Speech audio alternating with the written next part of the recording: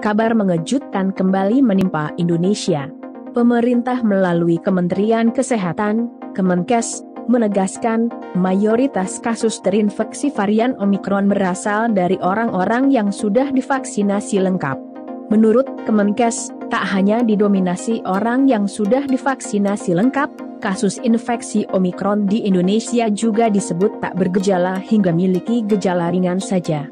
Berdasarkan penuturan juru bicara, Jubir, vaksinasi COVID-19 Kemenkes, Siti Nadia Tarmizi, kondisi tersebut dikarenakan vaksinasi dapat mengurangi tingkat keparahan akibat COVID-19 varian Omikron.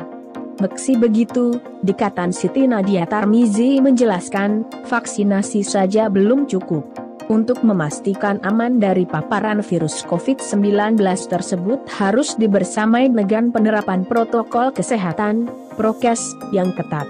Namun, upaya vaksinasi saja tidak cukup.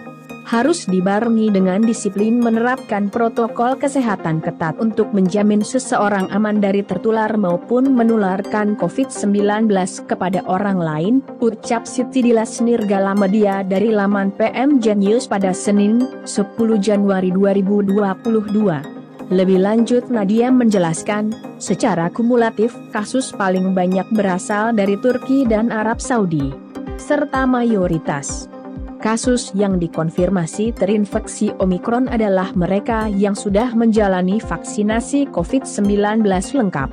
Terhitung 99% kasus Omikron yang diisolasi memiliki gejala ringan atau tanpa gejala. Adapun juga 97% kasus ini didominasi oleh para pelaku perjalanan luar negeri dan berasal dari Provinsi DKI Jakarta. Nadia juga merekomendasikan perawatan berupa perubahan tata laksana pada pasien asimptomatik dan gejala ringan. Contohnya seperti penambahan obat molnupiravir dan Paxlovid untuk gejala ringan. Selain itu, perlu penyiapan isolasi terpusat di DKI Jakarta dan aktivasi program telemedicine untuk isolasi mandiri di DKI Jakarta. Pasien dengan komorbid dengan tingkat keparahan apapun dirawat di rumah sakit, ucap Siti Nadia Tarmizi.